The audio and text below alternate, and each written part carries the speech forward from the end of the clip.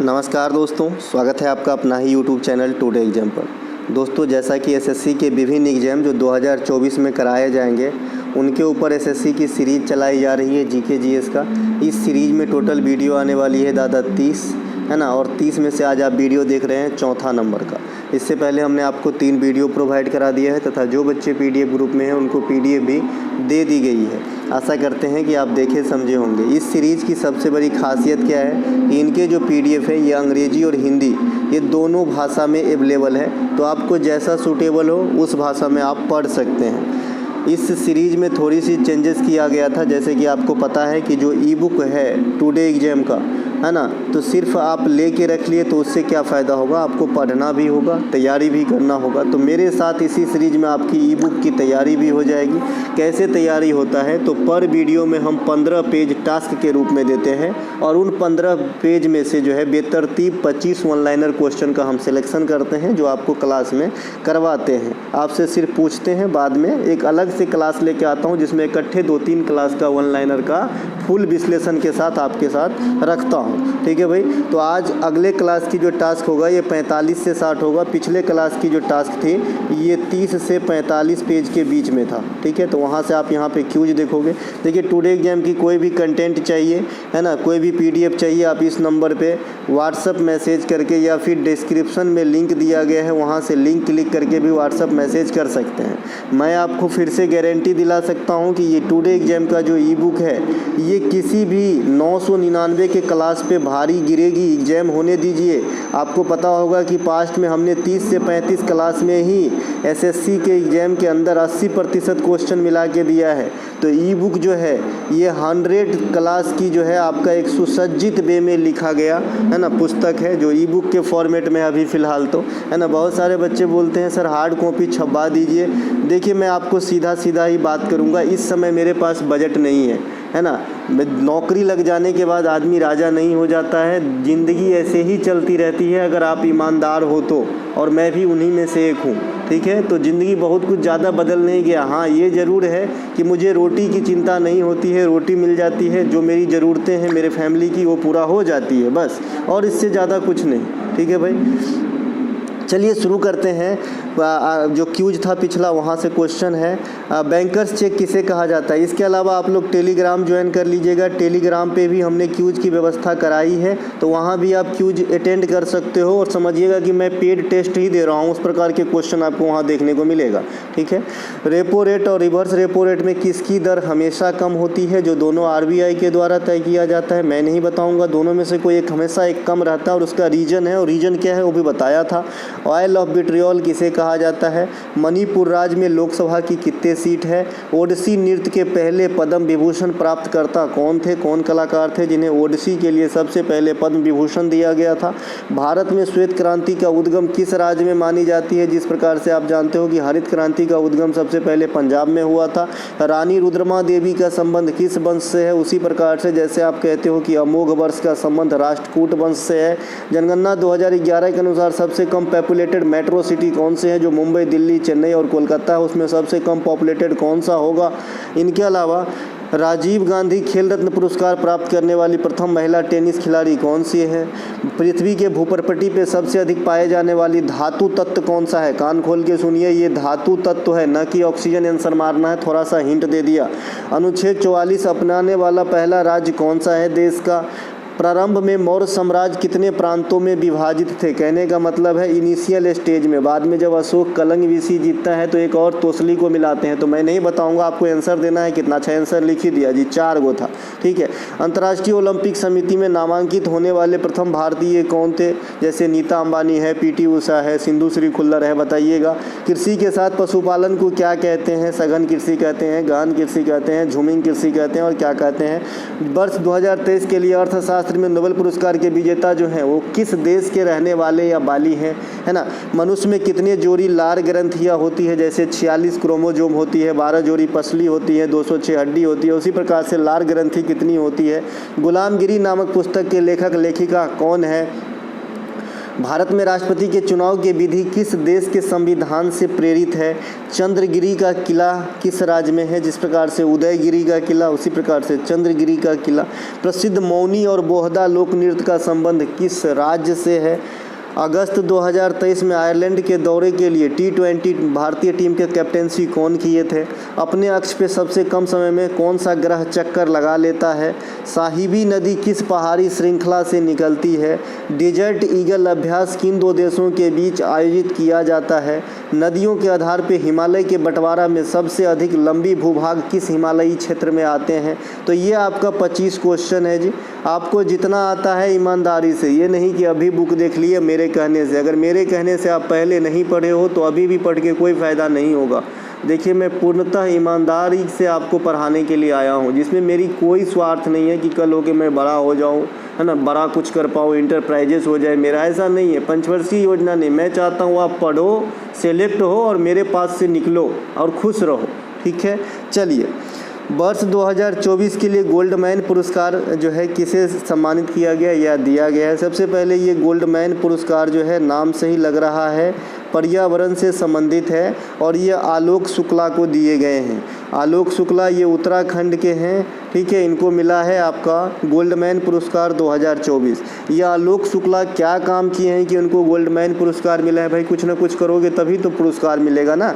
तो ये छत्तीसगढ़ में हंसदेव वन जो है उनको प्रोटेक्ट किए हैं। किस प्रकार से प्रोटेक्ट किए हैं? क्योंकि वहाँ पे किसी कंपनी को लीज पे दिया जा रहा था स्थान कोयला खनन के लिए, जिसके विरुद्ध इन्होंने कार्रवाई करते हुए अपनी जंग को जीता है और बचाया है पर्यावरण को। इसीलिए इन्हें जो है गोल्डमैन पुरस्कार 2024 दिया गया है। छत्तीसगढ़ के फेफड़ा कहा जाता है भैया हंसदेव वन को, ठीक है भाई। जैसे नंदनकानन उड़ीसा, वैसे यहाँ पे आप समझ लीजिए। इनके अलावा गोल्डमैन पर्यावरण पुरस्कार प्राप्त करने वाली भारत में पहली एक्टिविस्ट जो है ये मेधा पाटेकर है। आप सभी जानते हैं ये पर्यावरण एक्टिविस्ट हैं और ये नर्मदा बचाओ आंदोलन से जुड़े हुए हैं, ठीक है।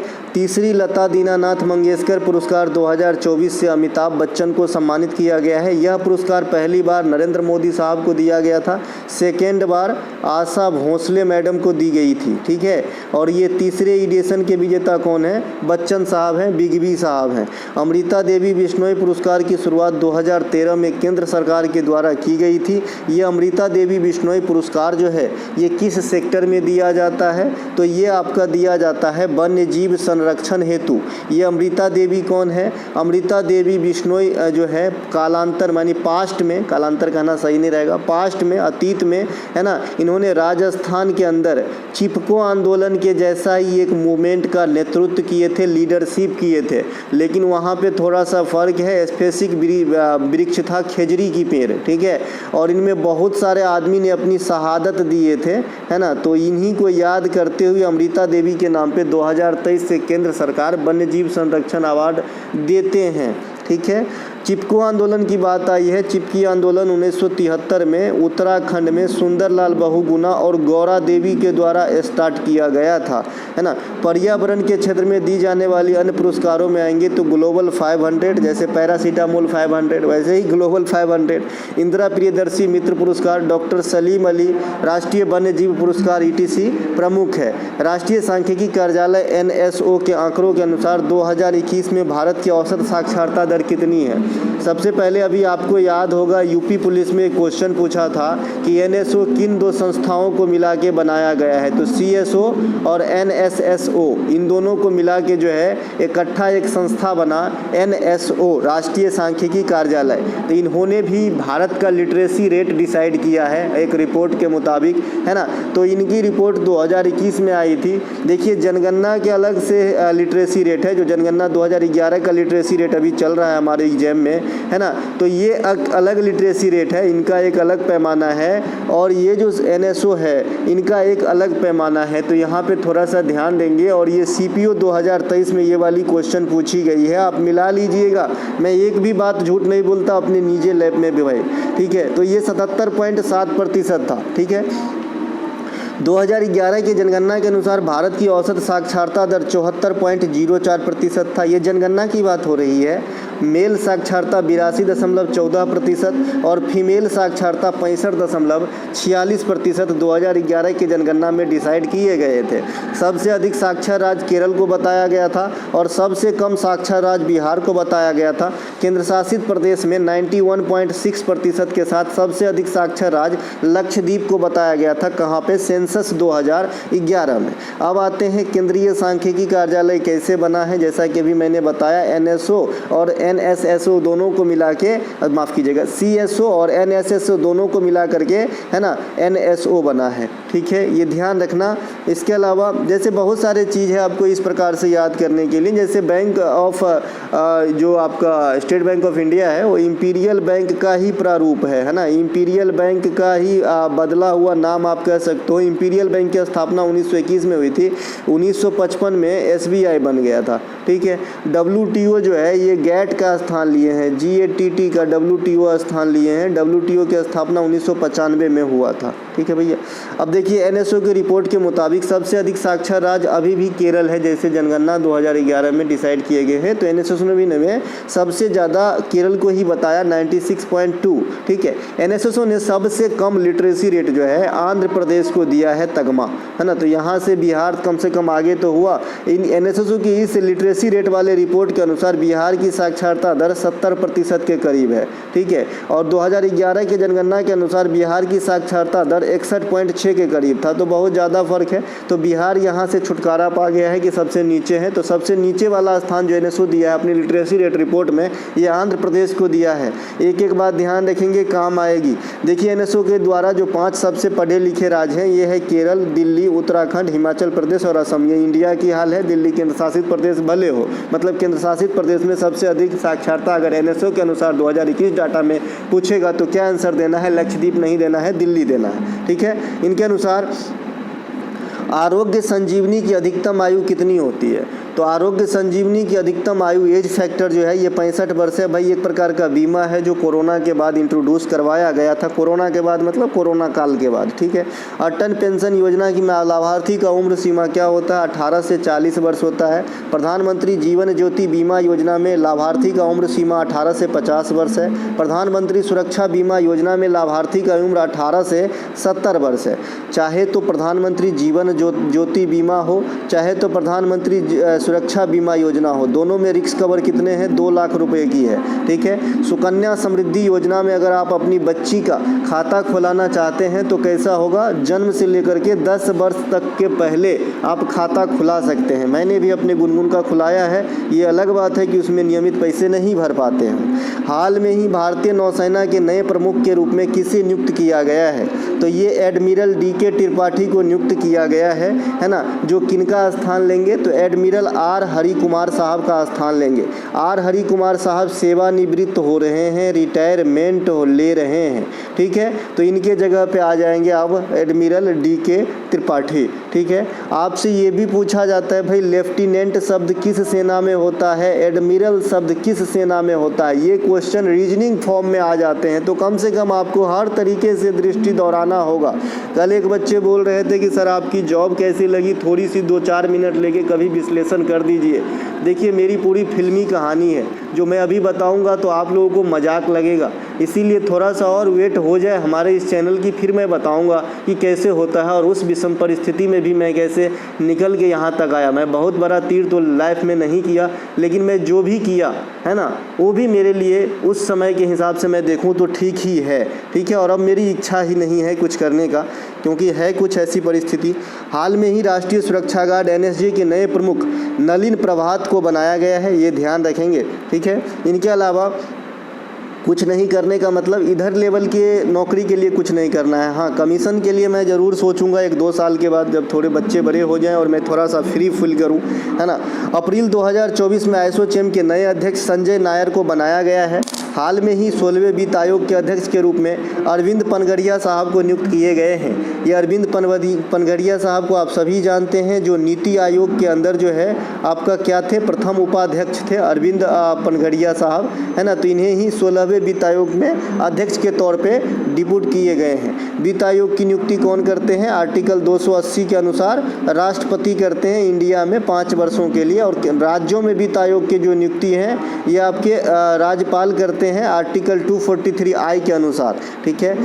अप्रैल 2024 में प्रेस इंफॉर्मेशन ब्यूरो जो PIB होते हैं उनके महानिदेशक कौन बने हैं? तो उनके महानिदेशक शेफाली शरण बने हैं। नाम बहुत अच्छा है, IAS अधिकारी हैं भाई, ऐसे नहीं बनते इन संस्था में। इनके अलावा तिरप और नोवा नदी भारत के किस राज्य में बहती है? कई बार आपने इस फॉर्म में क्वेश्चन को SSC में आते देखा होगा। तो ये अरुणाचल प्रदेश में बहते हैं तिरप और नोवा नदी। एक नोवा घी भी आता है, जो बच्चे महाराष्ट्र के हैं जानते होंगे, नोवा घी आता है यहाँ पे नोवा आता है ना, वारणा आता है।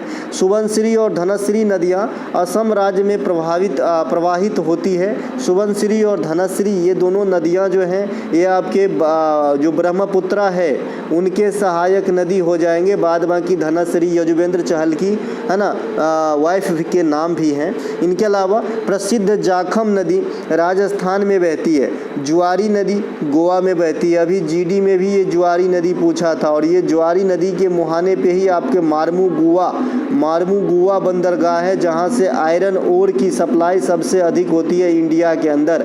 आयरन अयस्क का निर्यात, सप्लाई मतलब बाहर भेजने के लिहाज में मैंने यहाँ बोला है। अजय नदी बिहार में बहती है ना, गंगा की सहायक नदियों में से एक है, दक्षिणी पार्ट से निकलती है बिहार के। कोसी नदी बिहार का शोक कहलाता है, महानदी को उड़ीसा का शोक और ब्रह्मपुत्रा को असम का शोक कहते हैं, है ना। हाल में ही चर्चा का विषय रहा पुस्तक knife a heroic tale of reliance and the fight for free speech. तो नाइफ याद रखना है, बाद बाकी इतने तो लिखे ही रहेंगे एग्जाम में पूरे, तो आपको नाइफ से काम चला लेना है। तो ये नाइफ वाला जो किताब है ये सलमान रुश्दी साहब की करेंट किताब है, जो 2024 के अंदर चर्चा में है, ठीक है। इनके अलावा सलमान रुश्दी साहब की अन्य पुस्तक में आएंगे तो एक क्वेश्चन पूछा था एग्जामिनर अभी हाल में कि सलमान रुश्दी साहब के पहले जो उपन्यास था उनका नाम क्या था? तो ग्रैमस 1975 में आया था। सलमान रुश्दी साहब की अन्य पुस्तकों में आएंगे midnight children, the shame, satanic verses, victory city, ये सब सलमान रुश्दी साहब की पुस्तक है। अभी जो आप इमेज कटिंग देख रहे हैं ये अपने पैरासीटामोल 500 के टॉपिक वाइज से एक पन्ना को काटा गया है। आपको लेखक वाइज अलग अलग पुस्तक मिलेंगे, तो इससे क्या होता है आपको सहूलियत होगी थोड़ी सी, है ना। अंबेडकर ए life Shashi Tharoor, era of darkness Shashi Tharoor, why I am Hindu Shashi Tharoor, Nehru biography Shashi Tharoor के लेखक हैं। अगर आप रामचंद्र गुहा की बात करेंगे, India after Gandhi, Gandhi before India, the commonwealth of cricket, makers of modern India, Ramachandra Guha, है ना। रिविल्स अगेंस्ट राज नामक पुस्तक भी इन्हीं का है। The untouchable, coolie, tulips and about the village, ये सभी के सभी मुल्क राज आनंद साहब के हैं। Malgudi days guide RK Narayan साहब की है। तो टॉपिक बैच सबसे पहले जो न्यू कॉमर है, न्यू से तैयारी करने आए हैं, सबसे पहले मेरा टॉपिक बैच देख लीजिएगा, आपको एक होप मिलेगा, आशा मिलेगा कि हम भी जानते हैं। फिर हमारा प्रैक्टिस सेट अटेंड कीजिए। और मैं कहता हूँ अगर 6 से 7 महीना आप रेगुलर आप मुझे दे दिए तो किसी पेड क्लास की आपको ज़रूरत नहीं होगा। और ये एक भी मुहिम है मेरे लिए कि मैं बिना पैसे भी आदमी पढ़ सकता है और कम पढ़ के भी एग्जाम पास कर सकता है, ठीक है। निम्नलिखित में से किस त्यौहार को विजय महोत्सव भी कहा जाता है? देखिए हम्पी महोत्सव जो होता है, हम्पी ऑब्वियसली कर्नाटक के अंदर होगा क्योंकि हम्पी का खंडर ही कर्नाटक के अंदर है, ठीक है। तो यहाँ पे जो है विजय महोत्सव कहते हैं हम्पी उत्सव को। बिहार के प्रमुख त्यौहार छठ पूजा, जिसमें सूर्य भगवान की पूजा होती है, इसे डाला पूजा भी कहते हैं। डाला बेसिकली एक पथिया होता है, गांव घर में हम इसे पथिया बोलते हैं, जो बांस के लकड़ी के बने होते हैं, ठीक है। और इसी में क्या होता है, छठ के सभी सामान जैसे सेब हो गया, लड्डू हो गया, खाजा हो गया, जो भी छठ में दिया जाता है, क्योंकि छठ में श्रद्धा का है। आप गरीब से गरीब आदमी भी बिहार में करता है और जो अमीर है उनकी तो बात ही अलग है। तो जितना भी इसमें आप जुटा सको सामान, कोई भी लिमिट नहीं होता। तो उसमें जो पथिया होते हैं उसे डाला भी कहा जाता है। तो इसीलिए छठ को डाला पूजा भी कहते हैं हम, ठीक है। इसमें सूर्य देवता की पूजा होती है जो 4 दिनों तक चलती है बिहार के अंदर, घर में होती है तो अच्छे से जानता हूँ। इनके अलावा तेलंगाना के प्रमुख त्यौहार बतुकम्मा को फूलों का त्यौहार भी कहा जाता है। इसमें देवी गौरी की पूजा होती है। इनके अलावा नागालैंड के प्रमुख त्यौहार हॉर्नबिल में त्योहारों का त्यौहार कहते हैं। नागालैंड के जो त्यौहार है हॉर्नबिल। दुनिया की सबसे बड़ी पशु मेला सोनपुर मेला, इसे हरिहर क्षेत्र मेला भी कहा जाता है, बिहार में लगती है। असम में लगने वाली प्रमुख कामाख्या मेला को पूर्व का कुंभ भी कहा जाता है। महाराष्ट्र में मनाया जाने वाला पोला महोत्सव का धन्यवाद त्यौहार या धन्यवाद महोत्सव कहा जाता है। जब आप रेलवे के अंदर नौकरी पाते हैं तो एक धन्यवाद लेटर आपके घर पे जाएगा बाय पोस्ट। रेलवे अभी भी बाय पोस्ट काम करते हैं, है ना। धन्यवाद लेटर में बस यही लिखा रहेगा, स्वागत है रेल परिवार में आपका। इसके अलावा आपका नाम पता लिखा रहेगा और भावी भविष्य की शुभकामना लिखा रहेगा। ज्वाइनिंग लेटर के बाद आता है देव दिवाली तथा मसान होली का त्यौहार, है ना। ज्वाइनिंग लेटर से पहले आता है, माफ़ कीजिएगा।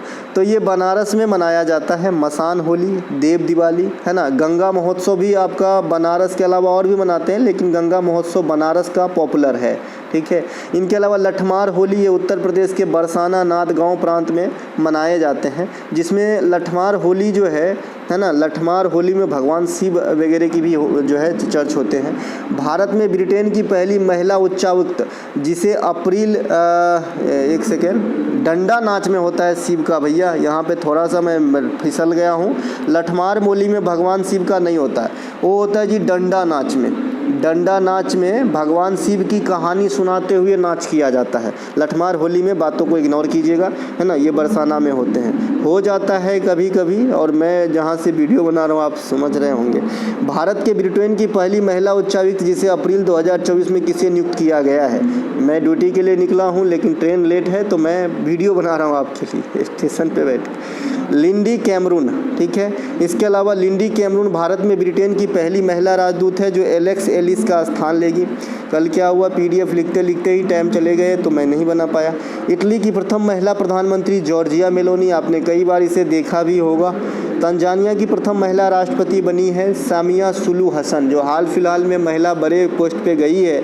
उनका नाम मैं यहाँ पे लिखा हूँ क्योंकि जॉर्जिया मेलोनी पूछी गई है तो अन्य भी पूछे जाएंगे। न्यूजीलैंड के भारतीय मूल के प्रथम महिला जो मंत्री बनी प्रियंका राधा कृष्णन। पेरू की महिला राष्ट्रपति बनी है डीना बोलुआर्ट। WTO की महिला निदेशक वो भी पहली बनी है नागोजी अकोंजी इवेला। स्लोवेनिया की पहली महिला राष्ट्रपति बनी है नताशा मसूर। नताशा हमको लगता है हार्दिक पांड्या के वाइफ का नाम भी है मेरे ख्याल में, है ना, कंफर्म नहीं है। इनका नाम रख के भी क्या याद होगा। इनके अलावा T20 क्रिकेट पुरुष का पहला अंतर्राष्ट्रीय मैच किन दो देशों के बीच खेली गई थी, कान खोल के सुनिएगा, है ना। यहाँ से कई बार रेलवे भी ने क्वेश्चन पूछा और बच्चे गलत करके आ जाते हैं, क्योंकि उनको पता है कि क्रिकेट का जन्मदाता इंग्लैंड है तो इंग्लैंड और ऑस्ट्रेलिया के बीच भिड़ा दो, लेकिन गलती हो जाएगा। देखिए T20 क्रिकेट जो हुआ था पहला अंतर्राष्ट्रीय लेवल का, ये आपका ऑस्ट्रेलिया और न्यूजीलैंड के बीच हुआ था। तो सबसे पहली बात तो ये है ना, न्यूजीलैंड को कीवी भी कहा जाता है। ये रेलवे पहले पूछा करता था, अब नहीं पूछेगा, ज़माना महंगा हो गया है, सब जानते हैं कीवी, है ना। इनके अलावा कीवी फल भी होता है। T20 क्रिकेट वर्ल्ड कप की शुरुआत 2007 में हुई थी और फर्स्ट एडिशन के विजेता कौन रहा था, अपना भारत यानी अपना India. T20 world cup 2024 America और वेस्ट इंडीज में कराए जा रहे हैं, जिसमें इंडियन स्क्वाड की जो है नियुक्ति मतलब वो सिलेक्शन हो चुका है कि कौन कौन जाएगा। T20 वर्ल्ड कप की महिला T20 वर्ल्ड कप की शुरुआत 2009 में किया गया था, इंडिया नहीं जीता है। T20 महिला वर्ल्ड कप 2024 बांग्लादेश में हो रही है, आई होप हम जीतें। इनके अलावा ICC अंडर 90 T20 महिला वर्ल्ड कप की शुरुआत पिछले ही साल 2023 में पहला एडिशन कहाँ पे, दक्षिण अफ्रीका में हुआ, जहाँ विजेता कौन रहा, भारत, और उप विजेता कौन रहा, इंग्लैंड, ठीक है। पहला अंतर्राष्ट्रीय क्रिकेट संयुक्त राज्य अमेरिका और कनाडा के मध्य खेला गया था। खाली अंतर्राष्ट्रीय क्रिकेट कहेगा तो संयुक्त राज्य अमेरिका और कनाडा के मध्य, लेकिन टेस्ट क्रिकेट कहेगा या वनडे क्रिकेट कहेगा तब आपका आंसर होगा ऑस्ट्रेलिया और इंग्लैंड के बीच। तो समझ गए ना, मैंने जो अमेरिका और कनाडा के बीच हुआ वो टेस्ट और वनडे नहीं है। वैसे ही जैसे हम लोग गली में खेल लेते हैं, भाई 6 बॉल तुम खेल 6 बॉल हम, ठीक है। लेकिन जो प्रॉपर टेस्ट और वनडे के नाम से हुआ वो ऑस्ट्रेलिया और न्यूजीलैंड के बीच हुआ अंतर्राष्ट्रीय स्तर पे। स्वतंत्र भारत के लिए टेस्ट क्रिकेट के प्रथम कप्तान थे लाला अमरनाथ, जिन्होंने बाद में अंतर्राष्ट्रीय क्रिकेट में टेस्ट शतक लगाने वाले प्रथम भारतीय भी बने। इन्होंने टेस्ट क्रिकेट में पहला शतक लगाया था। भारत का पहला अंतर्राष्ट्रीय वनडे क्रिकेट मैच भारतीय टीम के जो कैप्टेंसी कर रहे थे, इनका नाम था अजीत बाडकर। 1974 में पहला पहला अंतर्राष्ट्रीय मैच ओडीआई फॉर्मेट का भारत ने खेला था। ठीक है, T20 क्रिकेट में एक बॉलर अधिकतम 4 ओवर तक बॉलिंग कर सकते हैं और वनडे क्रिकेट में एक बॉलर अधिकतम 10 ओवर तक बॉलिंग कर सकते हैं। क्रिकेट के खेल में आप मैक्सिमम 10 तरीके से आउट हो सकते हैं। अभी अभी आपने देखा होगा टाइम आउट का शिकार हुआ था श्रीलंकन एक, है ना, वर्ल्ड कप में। इनके अलावा क्रिकेट पिच की लंबाई भी पूछी जाती है, 20.12 मीटर होता है। भारत T20 वर्ल्ड कप 2007 जीता था, यानी फर्स्ट एडिशन। पहला ओडीआई 2 बार जीते हैं, 1983 और 2011 में। आईसीसी अंडर 90 पुरुष वर्ल्ड कप भारत 5 बार जीते हैं। भारतीय क्रिकेट टीम के सबसे अधिक बार एशिया कप जीते हैं, जो एशियाई टीम भाग लेते हैं। श्रीलंका भी जीते हैं, लेकिन ये भारत सबसे अधिक बार। राजा कनिष्क की सेकेंड राजधानी कहाँ थी? राजा कनिष्क प्रतापी राजा, ये मथुरा था। सेकेंडरी प्राथमिक राजधानी पुरुषपुर या पेशावर हुआ करता था कनिष्क का। आप जानते हैं 5 बौद्ध संगति हुआ है। पहला हुआ था अजात शत्रु के समय में, कहाँ पे? राजगीर में। दूसरा हुआ था काला अशोक के समय में, कहाँ पे? वैशाली में, वैशाली भी से होगा। इसके अलावा तीसरा अशोक के समय में, कहाँ पे? पाटलिपुत्रा में। चौथा कनिष्क के समय में, कहाँ पे? कुंडलवन कश्मीर में। तो ये 4 बौद्ध संगति है, कनिष्क का नाम आता है इसलिए बता दिया। भारत में सिल्क मार्ग की खोज जो है कुषाण वंश के शासक कनिष्क ने ही किया था। कुषाण वंश के संस्थापक भी पूछे जाते हैं, कुजुल कफडीसेस होता है ना। चतुर्थ बौद्ध संगति वाला बता ही दिया था। इनके अलावा हर्षवर्धन की प्रारंभिक राजधानी कहाँ थी? थानेश्वर। ठीक है, यानी ये विरासत में मिला था राजधानी। बाद में हर्षवर्धन ने अपने साम्राज्य विस्तार के लिए राजधानी को कन्नौज ट्रांसफर किया। कन्नौज के मुद्दे पे त्रिपक्षीय संघर्ष हुआ था, ये आप सभी जानते हैं, याद रखना होगा। त्रिपक्षीय संघर्ष में कौन कौन? पाल प्रतिहार और राष्ट्रकूट, ये तीनों जो हैं भाग लिए थे, भीड़ गए थे कन्नौज के मामले पे। इसके अलावा शिशुनाग ने अपनी राजधानी पाटलिपुत्र से वैशाली को ट्रांसफ़र किया था। मोहम्मद बिन तुगलक MBT जो है अपनी राजधानी दिल्ली से दौलताबाद, है ना, दौलताबाद ट्रांसफ़र किया था। बंगाल के प्रथम नवाब कहे जाने वाले मुर्शीद कुली खान ने राजधानी ढाका से उठा के मकसूदाबाद या मुर्शिदाबाद ले आया, जिसके शहर की स्थापना अकबर ने करवाया था कभी, और औरंगजेब के कहने पे ये राजधानी ट्रांसफ़र किया था ये बंदा ने, है ना। फिर बाद में बंगाल में एक और नवाब हुए मीर कासिम, इन्होंने अपनी राजधानी को मुर्शिदाबाद से उठा के अब कहाँ ले गए? मुंगेर ले गए। ठीक है भैया, आशा करते हैं कि अच्छा लग रहा होगा तो लाइक दबा दीजिए, उसमें कोई पैसा नहीं लगता है। इनके अलावा भारतीय संविधान के किस अनुच्छेद में राज्य निर्वाचन आयोग का प्रावधान किया गया है? तो आर्टिकल 243 के। देखिए मैंने ग्रुप ऑफ आर्टिकल का एक वीडियो बना दिया है, बाद बाकी का काम आपका होता है। 19 होता है, 51 के ए होता है और 243 होता है। ये सब ग्रुप्स ऑफ आर्टिकल्स हैं, इनके लिए मैं एक अलग से वीडियो बना दिया था 20-25 मिनट का, अच्छे से समझ लीजिएगा, यहाँ से क्वेश्चन आता है। इसके अलावा केंद्रीय चुनाव आयोग का उपबंध जो है आर्टिकल 324 से 329 के बीच में है। वर्तमान में मुख्य चुनाव आयुक्त राजीव कुमार साहब हैं। चुनाव आयोग कैसा निकाय है? तो संवैधानिक निकाय है। कहीं पे लिखा होगा, नहीं लिखा है तो समझ लीजिए। चुनाव आयोग के प्रमुख कार्यों में लोकसभा का चुनाव, राज्यसभा का चुनाव, राष्ट्रपति का चुनाव, उपराष्ट्रपति का चुनाव, चुनावी पार्टी को चुनाव चिन्ह प्रदान करना, शांतिपूर्ण ढंग से चुनाव कराने के लिए जिम्मेवार होना, ये सब चुनाव आयोग करवाते हैं। साथ ही साथ विधानसभा का चुनाव भी चुनाव आयोग ही करवाते हैं। लेकिन जो राज्य में नगर पालिका या पंचायत का चुनाव होता है वह स्थानीय निकाय या राज्य सरकार के द्वारा करवाया जाता है, जिसे हम राज्य चुनाव आयोग कहते हैं। केंद्रीय वित्त आयोग का गठन 280 के अनुसार राष्ट्रपति करते हैं। 16वें वित्त आयोग का फॉर्मेशन हो चुका है, जिसमें चीफ अरविंद पनगड़िया रहेंगे, है ना। जो वित्त आयोग है ये संवैधानिक निकाय है। चुनाव आयोग भी संवैधानिक निकाय था। और जो वित्त आयोग है ये पंचवर्षीय निकाय है, मतलब 5 वर्षों के लिए फॉर्मेट किया जाता है। ठीक है, राज्यों में वित्त आयोग का गठन आर्टिकल 243I के अनुसार राज्यपाल साहब करते हैं और इसकी भी जो अवधि है वो भी 5 वर्षों के लिए होती है। केंद्र में अनुच्छेद 76 के अनुसार भारत के सबसे बड़े विधिक या कानूनी अधिकारी अटॉर्नी जनरल ऑफ इंडिया महान्यायाधीश की नियुक्ति राष्ट्रपति करते हैं और ये राष्ट्रपति के प्रसाद पर्यंत पद को धारण करते हैं। जब तक राष्ट्रपति साहब चाहेंगे तब तक रहेगा, कोई लिमिट नहीं है। उसी प्रकार से राज्यों में आर्टिकल 165 के अनुसार राज्य के सबसे बड़े कानूनी अधिकारी महाधिवक्ता की नियुक्ति राज्यपाल साहब करते हैं और ये महाधिवक्ता साहब राज्यपाल के प्रसाद पर्यंत पद को धारण करते हैं। बिंबिसार ने किसे हराकर अंग जनपद को मगध में मिलाया था? तो ब्रह्मदत्त को हरा के बिंबिसार ने अंग जनपद को मगध में मिला लिया था। अंग जनपद की राजधानी कहाँ थी? चंपा थी। तो ये बात भी ध्यान रखेंगे। जो 16 महाजनपद है वो किस किताब में मिलेगा आपको? अंगूतर निकाय में मिलेगा और आपकी किताब में भी मिलेगा, है ना। उनके बारे में विस्तृत जानकारी वहाँ पे मिलेगा। उसी प्रकार से 4 वर्णों की जो आपका 4 वर्ण व्यवस्था है अपने यहाँ नहीं दुनिया में, ठीक है, तो अपने यहाँ पढ़ते हैं खाली, तो 4 वर्णों में की व्यवस्था जो है है वो मिलेगा आपको कहाँ पे, जवालोपनिषद में। ठीक है भैया। तो बिंबिसार किस वंश के थे, हर्यक वंश के थे। इन्होंने जो है हर्यक वंश के संस्थापक माना जाता है। मगध की राजधानी राजगीर को घोषित किया था। महात्मा बुद्ध के सेवा के लिए अपने राजवैद्य जीवक को कौन भेजे थे, तो बिंबिसार ही भेजे थे। बिंबिसार की हत्या कौन किए थे, उनके बेटा अजातशत्रु।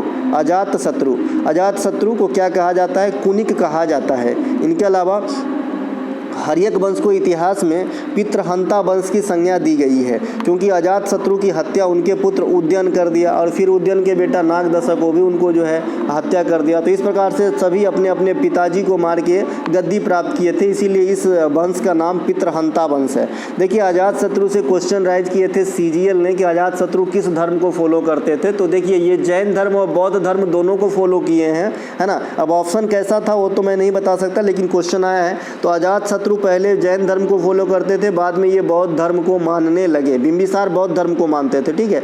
चंद्रगुप्त मौर्य ने धनानंद को हरा के मौर्य वंश की स्थापना किए थे। और नंद वंश के अंतिम शासक कौन हुए, तो धनानंद हुए। और प्रथम शासक कौन हुए, तो महापद्म नंद, यानी नंद वंश के संस्थापक महापद्म नंद, अंतिम शासक धनानंद। मौर्य वंश के चंद्रगुप्त मौर्य और अंतिम शासक बृहद्रथ। ठीक है।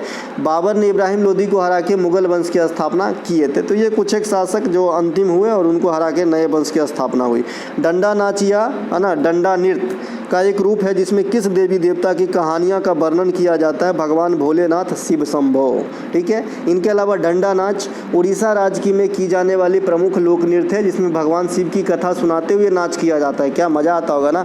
इनके अलावा उड़ीसा राज्य के अन्य प्रमुख लोक नृत्य और त्योहारों में, ये दोनों चीज़ मैं एक ही साथ लिखा हूँ, लोक नृत्य और त्यौहार। इसमें आप गोटीपुआ नृत्य को जानते हैं, कोया नृत्य को। देखिए कोया जनजाति होता है एक्चुअली, है ना। और मैंने आपको बताया है कि कोया जनजाति सिर्फ उड़ीसा में ही नहीं रहेगा, ये तेलंगाना में भी भर भर के है। और आपको पता होगा कि तेलंगाना में जो मेदराम जथरा बोलते हैं, कभी कभी हम जतरा भी बोल देते हैं, जथरा, मेघदाम जतरा।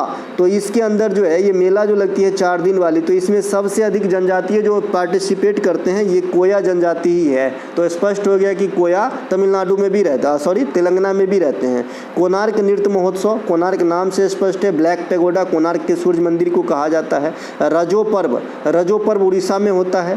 पाइका नृत्य, भगवान जगन्नाथ रथ यात्रा। देखिए भगवान जगन्नाथ रथ यात्रा जो है गोंचा महोत्सव बस्तर जो छत्तीसगढ़ के अंदर है वहाँ भी निकाले जाते हैं। सेम भगवान जगन्नाथ और सुभद्रा के ना रथ यात्रा निकाली जाती है। धनु यात्रा त्यौहार, इसे ओपन थिएटर का दर्जा दिया गया है। मयूरभंज का छौ 3 जगह होता है, सरायकेला और पुरुलिया का भी होता है। ये हाफ क्लासिकल डांस है, शास्त्रीय संगीत नाटक अकादमी के अकॉर्डिंग इंडिया का, है ना। रानापा नृत्य, घुमुरा, लेकिन देखिए घूमर खाली रहता तो राजस्थान का होता, ये है घुमुरा, महर्षुकार भी है तो उड़ीसा हो जाएगा। दशकटिया लोक नृत्य, ये भी आपका उड़ीसा का है। उड़ीसा में आप भित्ति चित्रकला भी लिख लीजिएगा, फेमस है भित्ति चित्रकला, है ना। उड़ीसा में जैसे आप Mithila painting, Warli painting, Guler painting, Kangra painting, Sohrai Khovar painting, है ना, कलमकारी, अल्पना, है ना, फुलकारी, ये सब जानते हैं। उसी प्रकार से एक भित्ति चित्रकला भी है। उड़ीसा प्रमुख शास्त्रीय नृत्य ओडिसी, भगवान कृष्ण रहेगा, या भगवान कृष्ण ऑप्शन में नहीं है तो जगन्नाथ भगवान रहेंगे। बोलो जय जगन्नाथ। तमिलनाडु में मनाए जाने वाले प्रमुख थाईपुसम त्यौहार, जो अपने कल्चर को बचाने हेतु सुई इत्यादि चुभोकर करते हैं, तो इसमें जो है भगवान मुरुगन की पूजा की जाती है ना, मुरुगन कार्तिक।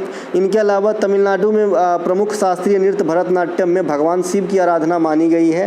केरल के प्रमुख शास्त्रीय नृत्य मोहिनी अट्टम में भगवान विष्णु की पूजा होती है। देखिए भरतनाट्यम को सादीर अट्टम भी कहते हैं और ये वस्तुतः 4 प्रकार के होते हैं, बजबूर शैली, पंडनलूर शैली, है ना। इसके अलावा इसमें जो शारीरिक क्रिया है 3 भागों में बांटे गए हैं, अभंग, त्रिभंग, शिवंग। और नृत्य करने का जो स्टेप है वो भी कई प्रकार के हैं, जैसे जाति स्वरम, तिल्लाना, शब्दम, अलीरप्पू, है ना। अलीरप्पू एक्चुअली फर्स्ट में होता है जो कविता का संग्रह होता है। इनके अलावा केरल के प्रमुख त्यौहार ओनम में महाबली या भगवान विष्णु की पूजा होती है, ये 10 दिनों तक चलती है। तेलंगाना के प्रमुख त्यौहार बतुकम्मा में देवी गौरी की पूजा होती है, फूलों का त्यौहार कहा जाता है। लद्दाख में प्रमुख त्यौहार हेमिस, इसमें गुरु पद्म संभव को याद किया जाता है, ये बौद्ध धर्म के त्यौहार हैं। लद्दाख में हेमिस नेशनल पार्क भी है और इसी हेमिस नेशनल पार्क में आपका स्नो लियोपर्ड्स पाया जाता है। जम्मू कश्मीर में मनाए जाने वाले नववर्ष त्यौहार नवरेह में जो है देवी सारिका की पूजा होती है। बिहार में मनाए जाने वाले छठ पूजा में सूर्य भगवान की पूजा होती है, 4 दिनों तक चलती है। महाराष्ट्र में मनाए जाने वाले पोला महोत्सव में बैल की पूजा की जाती है। पोंगल त्यौहार में सूर्य और गाय की पूजा की जाती है, जो मकर संक्रांति के समय तमिलनाडु में मनाई जाती है। अगला प्रश्न है, किस ईंधन को जैविक सैल भी कहा जाता है? देखिए, जैविक सैल जो है, हमने जैविक उत्प्रेरक बताया था परसों, एंजाइम को कहा जाता है। जैविक सैल कोयला को कहा जाता है। कोयला क्या है? वस्तुतः कार्बन का ही अपरूप है, जो 4 प्रकार के होते हैं, एंथ्रासाइट, बिटुमिनस, लिग्नाइट और पिट। सबसे ओरिजिनल कोयला, सबसे टॉप का कोयला एंथ्रासाइट है, और सबसे घटिया कोयला कौन है? तो ये है आपका बिटुमिनस। एरो बड़ा किया हूँ, एरो छोटा किया हूँ, इसका मतलब है इसका उष्मीय मान हाई होता है। उष्मीय मान हाई कब होगा? जब कार्बनिक वैल्यू ज़्यादा होगा। और पिट का उष्मीय मान क्या होता है? लो होता है। इसीलिए घटिया डिसाइड किए जाते हैं। देखने से पता नहीं चलना चाहिए कि कोयला अच्छा है कि बुरा है ना। उष्मीय मान कितना है, जो उसका मेन उपयोग है, वो उसमें कितने खरे उतरते हैं। तो एंथ्रासाइट सबसे अच्छा, पिट सबसे घटिया, है ना। सबसे अधिक उष्मीय मान एंथ्रासाइट का, सबसे कम पिट का बता दिए। लिग्नाइट को आप, है ना, ब्राउन कोल कहते हैं, भूरा कोयला कहते हैं। भारत में सबसे अधिक कोयला का उत्खनन वर्तमान समय में छत्तीसगढ़ राज्य करता है, जबकि सबसे अधिक भंडारण झारखंड में है ना। प्रसिद्ध गोंडवाना कोयला क्षेत्र किस नदी घाटी में है? आपसे करोड़ों बार एग्जामिनर क्वेश्चन किए हैं। देखिए, गोंडवाना एक्सप्रेस भी चलता है, तो आप क्या करते हो, अलग अलग भाग जाते हो। नहीं, गोंडवाना कोयला क्षेत्र आपको दामोदर घाटी क्षेत्र में रखना है। दामोदर घाटी निगम स्वतंत्र भारत में स्थापित किए गए इंडिया का पहला नदी घाटी परियोजना 1948 में आया था। तिलैया बांध, पंचायत बांध, है ना, ये सब भी इन्हीं की देन है। इनके अलावा भारत में समूचे बिजली उत्पादन में अधिकांश हिस्सा किसके हैं? तापीय बिजली के हैं, 70% से भी अधिक।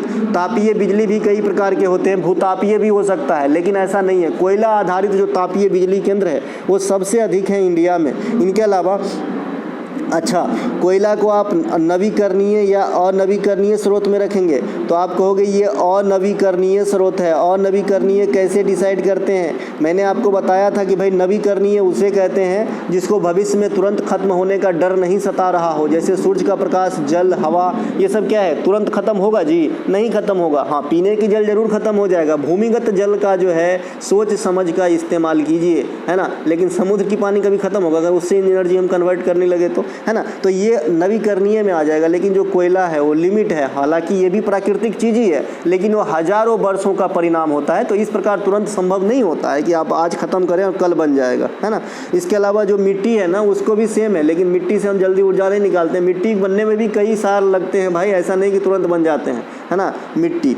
इसके अलावा एंजाइम को जैविक उत्प्रेरक कहा जाता है। अवसादी चट्टान को आप पेट्रोलियम पदार्थ जो है अवसादी चट्टान में मिलेंगे आपको। भारतीय राज्य असम की सीमा कितने राज्यों के साथ लगते हैं? तो 7 राज्यों के साथ और 2 कंट्री के साथ। कंट्री है आपका बांग्लादेश, भूटान। राज्य आपके सामने हैं, कौन कौन से हैं?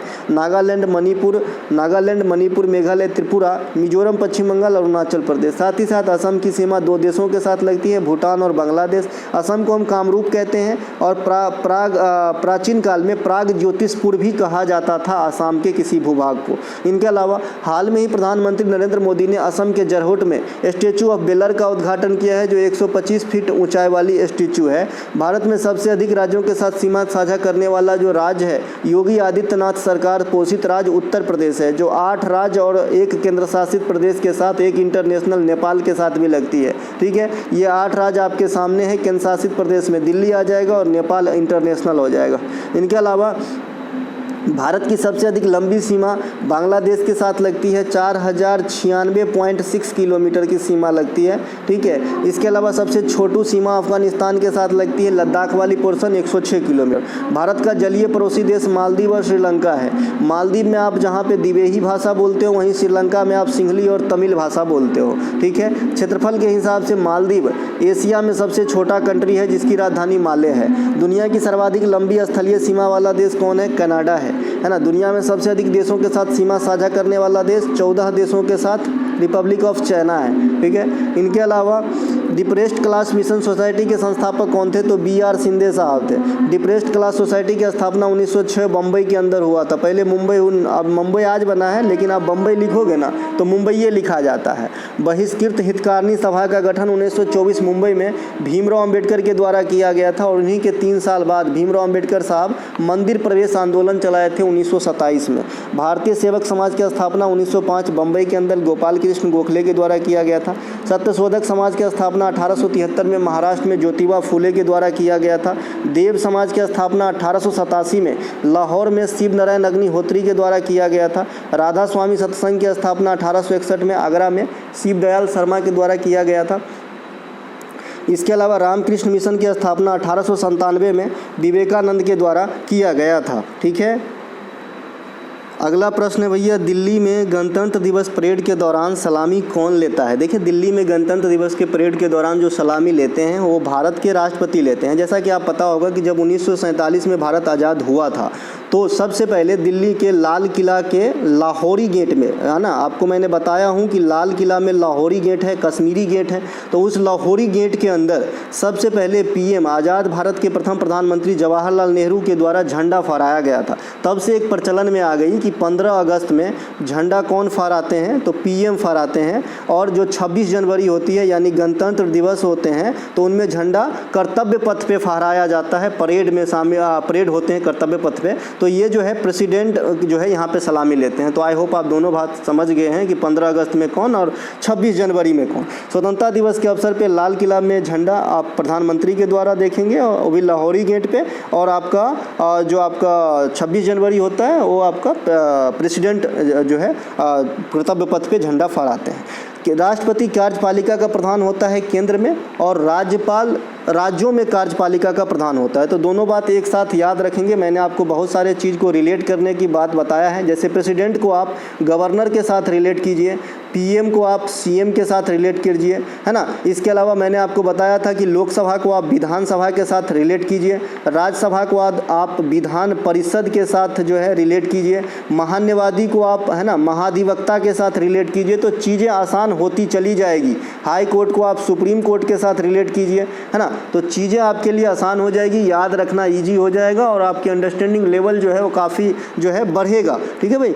तो ये कार्यपालिका का प्रधान केंद्र में कौन? राष्ट्रपति। राज्यों में कौन कार्यपालिका का प्रधान? तो राज्यपाल। लेकिन अगर आपसे कल होके कोई पूछे कि भाई केंद्र में कार्यपालिका का वास्तविक प्रधान कौन होता है? तो पीएम। इंडिया में कोई राष्ट्रपति के लिए उतने दौर में नहीं रहते हैं जितने प्रधानमंत्री के लिए, क्योंकि आप जानते हैं कि इंडिया में सर्वे सर्वा प्रधानमंत्री ही हैं जो न्याय निर्णय लेते हैं। राष्ट्रपति नाम मात्र के कार्यपालिका का प्रधान होते हैं। ठीक है भाई। इसके अलावा राष्ट्रपति किसी भी सदन के सदस्य नहीं होते हैं। सदस्य कहने का मतलब न तो लोकसभा का सदस्य होता है न वो राज्यसभा का सदस्य होता है। लेकिन जो प्राइम मिनिस्टर होते हैं वो क्या होते हैं कि लोकसभा में जिसकी जीत होती है उसकी जो मुखिया होते हैं वो प्राइम मिनिस्टर होते हैं। देखिए, प्राइम मिनिस्टर का सिलेक्शन नहीं होता है, नियुक्ति होता है। किसके द्वारा होता है? तो नियुक्ति होता है प्रेसिडेंट के द्वारा। आर्टिकल कौन सा काम करता है? 75 नंबर का आर्टिकल काम करता है। इनके अलावा वर्तमान स्वरूप में तिरंगा झंडा को कब अपनाया गया था? तो 22 जुलाई 1947 को अपनाया गया था। देखिए, तिरंगा झंडा का भी ना अपना एक अलग इतिहास है। कभी इसमें चरखा शामिल हुआ करता था, कभी इसमें गोल चक्र में, फिर चक्र में तीली आई। तो ये सब जो बदलता गया है ना, इनके बारे में भी मैंने ई बुक में अच्छे से करके रखा हूँ, आप वहाँ पे पढ़िएगा। इनके अलावा मैंने आपको बताना है कि ये जो तिरंगा झंडा है, ये तिरंगा झंडा का जो मतलब सबसे पहले देश के बाहर फहराने का काम किए ये मैडम रुस्तम भिखाजी कामा के द्वारा जर्मनी के अंदर किया गया था। देखिए, मैडम रुस्तम भिखाजी कामा को भारतीय स्वतंत्रता संग्राम की जननी कहा जाता है। ये बात भी आपको ध्यान रखना होगा। इसके अलावा 75वें, अच्छा बहुत सारे बच्चे इतने बड़े बड़े हो गए, युवा हो गए, अभी तक यही नहीं याद रख पाते हैं कि झंडा की लंबाई चौड़ाई के अनुपात का होगा, डिजाइन कौन दिए, है ना, कलर कॉम्बिनेशन कैसा है। तो भैया देखिए, ज़मीन पे क्या हरा कलर होता है ना, तो हरा बीच में नीचे रखिएगा, ज़मीन से जुड़ा हुआ हरा, और जो केसरिया है वो ऊपर रहता है। कलर वाला झंझट खत्म, है ना। इसके अलावा जो झंडा है, लंबाई हमेशा कोई भी रेक्टेंगल फॉर्मेट होता है तो लंबाई हमेशा बरका वाले को कहा जाता है। ठीक है, तो झंडा 3:2 में है हमारे। ठीक है। इसके अलावा 75वें गणतंत्र दिवस के अवसर पे चीफ गेस्ट के रूप में कौन आए थे? तो फ्रांस के राष्ट्रपति इमैनुअल मैक्रोन आए थे। तो ये बात भी आपको ध्यान रखना है। यहाँ पे जो है सभी झांकियों में सर्वश्रेष्ठ झांकी का अवार्ड किसे मिला था? उड़ीसा राज्य को दिया गया था। तो ये कुछ एक बातें आपको जरूर ध्यान रखनी चाहिए। भारत में शस्त्र अधिनियम कब पारित किया गया था? 1878 में। शस्त्र अधिनियम जो है 1878 में लॉर्ड लिटन के समय आया था। ये शस्त्र अधिनियम आज भी इंडिया में चलता है। कैसे आज भी आप बंदूक कैसे नहीं लेके घूम सकते हो, लाइसेंस रखना पड़ता है। तो उस समय भी ये शस्त्र अधिनियम क्या कहा कि भाई बिना लाइसेंस के कोई भी हथियार नहीं रख सकता है, जो आज भी चलता है। लिटन के समय ही वर्नाक्युलर प्रेस एक्ट आया था। ये वर्नाक्युलर प्रेस एक्ट क्या होता है, जो पत्रकारिता पे अंकुश लगाने का काम किया, क्योंकि अंग्रेज को पता था कि भाई जहाँ बहुत ज़्यादा पत्रकारिता होगा लोग जागरूक हो जाएंगे, और लोग जागरूक होंगे तो हमारा पत्ता कट जाएगा। तो इसी ने बहुत ज़्यादा खुरपाती की, तो इन्होंने जो है इस पर अंकुश लगा दिया कि कोई भी पत्रिका स्थानीय लैंग्वेज में नहीं छपेगा। तो ये था जी वर्नाक्युलर प्रेस एक्ट। तो इसको समाप्त कौन किया, तो रिपन भाई साहब किए। रिपन भाई साहब इंडिया के लिए काफ़ी अच्छे काम भी किए हैं। जैसे जनगणना 10 वर्ष पे जो शुरुआत करवाए थे, ये इन्हीं के काल में हुआ था 1881 से, ठीक है। और ये वर्नाक्युलर प्रेस एक्ट को भी समाप्त किए थे इन्हीं के काल में। लेकिन वर्नाक्युलर प्रेस एक्ट को जो समाप्त किए थे, इससे बहस नहीं है। बहस है कि क्वेश्चन पूछा जाता है कि भारतीय प्रेस के मुक्तिदाता किसे कहा जाता है, तो आप चार्ल्स मेटकॉफ को मारना, न कि है ना रिपन को मारना। तो मेटकॉफ आंसर होगा भारतीय प्रेस के मुक्तिदाता। भारत में राष्ट्रवादी आंदोलन के कितने चरणों में आप डिवाइड करते हैं, तो 3 चरणों में। कांग्रेस की स्थापना से लेके बंगाल विभाजन तक प्रथम चरण, बंगाल विभाजन से लेके मॉन्टेग्यू चेम्सफोर्ड योजना 1919 तक सेकेंड चरण, 1919 से आज़ादी तक थर्ड चरण। जैसे आप कंप्यूटर के कई चरण, जैसे कंप्यूटर के आप 5वां और 6ठा चरण में जी रहे हो, है ना। पहला पीढ़ी में क्या था, सेकंड में, थर्ड में, फोर्थ में, ये भी पूछा जाता है। चलो बता देता हूँ। कंप्यूटर के प्रथम पीढ़ी में निर्वात वैक्यूम का इस्तेमाल किया गया था। सेकंड वाले में ट्रांजिस्टर का इस्तेमाल किया गया था। थर्ड वाले में आईसी चिप का इस्तेमाल किया गया था। 4 वाले में माइक्रो प्रोसेसर का इस्तेमाल किया गया था। और 5वां वाले में आर्टिफिशियल इंटेलिजेंस का प्रयोग किया गया है। ये आर्टिफिशियल इंटेलिजेंस अब मानव पे हावी ना हो जाए, देखना भैया, ठीक है, क्योंकि आजकल बहुत सारे जगह पे रोबोट वगैरह से काम होने लगा है अब, है ना। भारतीय तृतीय अफगान युद्ध 1878 से 80 तक लिटन के समय ही चला था। एसवी से स्पष्ट है।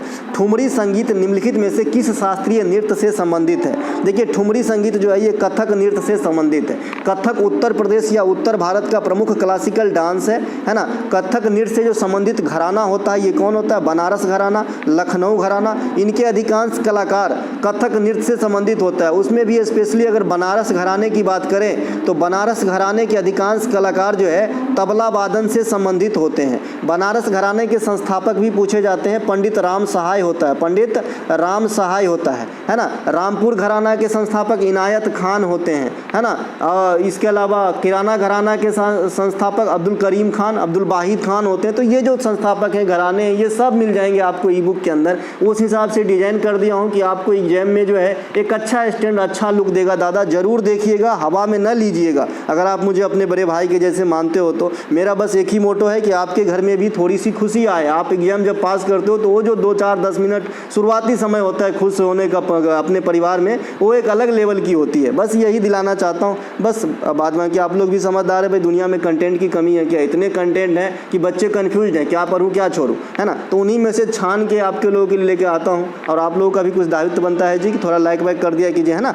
कथक नृत्य प्रमुख कलाकारों में नालनी कमालनी अस्थाना, समा भाटे, सरस्वती सेन होता है। ये सरस्वती नहीं है, सरस्वती है। सितारा देवी, पंडित बिरजू महाराज, पंडित रामलाल बरेठ, इसको जो है अभी पद्मश्री मिला है 2024 के अंदर। छत्तीसगढ़ के हैं, कथक नृत्य से संबंधित हैं। पंडित शंभू महाराज, ये सभी के सभी कथक से हैं। बाद में कि आप टॉपिक वाइज में जाके देख सकते हैं। भामाकल्पम नाटक, नाटिका जो है ये कुचिपुड़ी नृत्य से संबंधित है। भामाकल्पम जो है नाटक है ना। जगोई और चोलम ये मणिपुरी नृत्य के 2 प्रमुख भाग होते हैं। सबसे लेटेस्ट शास्त्रीय नृत्य सत्रिया जो है ये भक्ति आंदोलन से प्रेरित है, जो शंकर देव के द्वारा स्टार्ट किया गया था, असम राज्य से संबंधित है। ध्रुपद हो गया, ख्याल हो गया, तराना हो गया, ये हिंदुस्तानी शास्त्रीय संगीत की शैलियाँ हैं। ठुमरी की रानी गिरिजा देवी को कहा जाता है। अगला प्रश्न है, और ये शायद लास्ट प्रश्न है इस वीडियो का, है ना। विश्व एथलेटिक्स चैंपियनशिप में पदक जीतने वाली पहली महिला कौन थी, अंजू बेबी जॉर्ज, है ना। ओलंपिक में प्रथम पदक जीतने वाली भारतीय महिला कर्नो मलेश्वरी 2000 में सिडनी ओलंपिक ब्रॉन्ज मेडल जीती थी वेट लिफ्टिंग में। अंजू बेबी जॉर्ज का संबंध लंबी कूद से है एथलेटिक्स के अंतर्गत। विश्व एथलेटिक्स चैंपियनशिप में गोल्ड जीतने वाले प्रथम भारतीय जो हंगरी में हुआ था पिछले साल, है ना, बुडापेस्ट में, वहाँ पे नीरज नीरज चोपड़ा भाला फेंक में जीते और 18वां रैंक इंडिया को दिलाया। अर्जुन पुरस्कार प्राप्त करने वाली प्रथम महिला कुमारी एन लैम्सडेन 1961। कॉमनवेल्थ गेम में भारत को स्वर्ण पदक दिलाने वाली प्रथम महिला रूपा उन्नीकृष्णन और पुरुष में कहेगा तो मिल्खा सिंह। 2 लगातार ओलंपिक पदक जीतने वाली महिला पीवी सिंधु है। अब तक ओलंपिक में 7 महिला पदक जीत चुके हैं। 7 महिलाओं के द्वारा 8 पदक जीते जा चुके हैं, क्योंकि पीवी सिंधु ने 2 पदक जीती है। ठीक है भैया, ओलंपिक के अंदर। तो ये थे दोस्तों आज का प्रैक्टिस सेट का वीडियो। अच्छा लगे तो लाइक करें, सब्सक्राइब करें, है ना। और अगर आपको कोई भी कंटेंट ये टुडे एग्जाम का चाहिए, अगर आप बिलीव करते हो तो ले सकते हो। डिस्क्रिप्शन में लिंक है, एक मिनिमम कॉस्ट पे, एकदम मिनिमम कॉस्ट जी, है ना। 999 नहीं जी, यहाँ पे सिर्फ 99 ही भाई लगता है ना। 99 क्या 49 की भी क्लास है। ये जो आप क्लास देख रहे हो इसके 30 सेट मैं क्लास कराऊंगा और 20 के करीब टॉपिक बैच दूंगा जी, है ना। बताइए 50 क्लास मात्र 49 रुपये के अंदर, है ना। तो क्या भारी है भाई, 30 सेट ये वीडियो मिलेगा, 20 टॉपिक बैच PDF मिलेगा, इतने कंटेंट मात्र 49 रुपये में फ्री बच्चे को भाई लगते हैं।